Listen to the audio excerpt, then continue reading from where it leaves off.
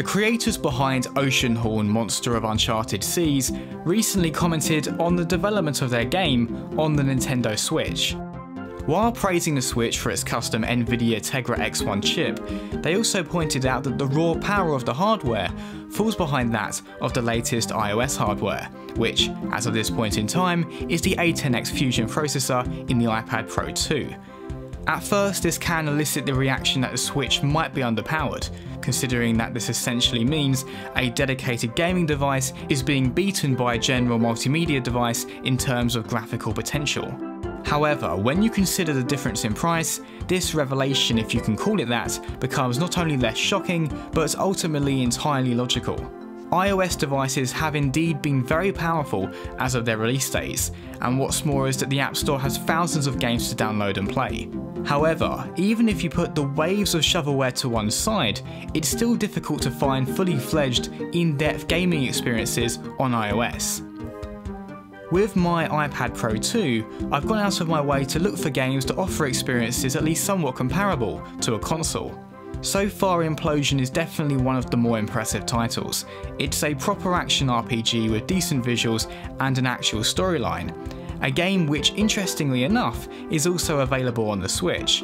On the shooter side, I tried out Dead Trigger 2.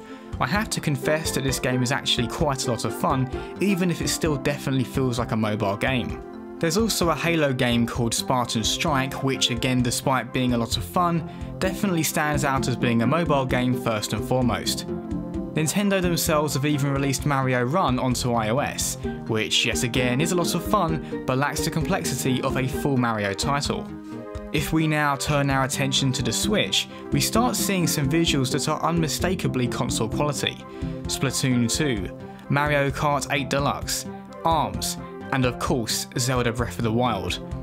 Each of these display fantastic visuals, not quite on par with Xbox One or PlayStation 4, but still above what iOS offers most of the time. And it's not just the visual elements, but also the technical ambition. Whether it's the expansive track design in Mario Kart 8, or the immense draw distance of Zelda, you see a console that's having its capabilities put to good use. From this, I'd like to conclude with 2 points.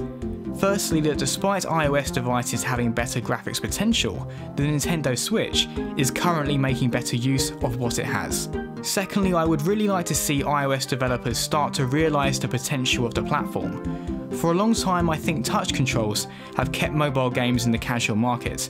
However, you can in fact use a Bluetooth gamepad with any modern iPhone or iPad that opens up much more natural control options. For me at least, the topic has highlighted the fact that it's not always a numbers game when it comes to visual fidelity. I've been Archivist with yet another quickfire thought.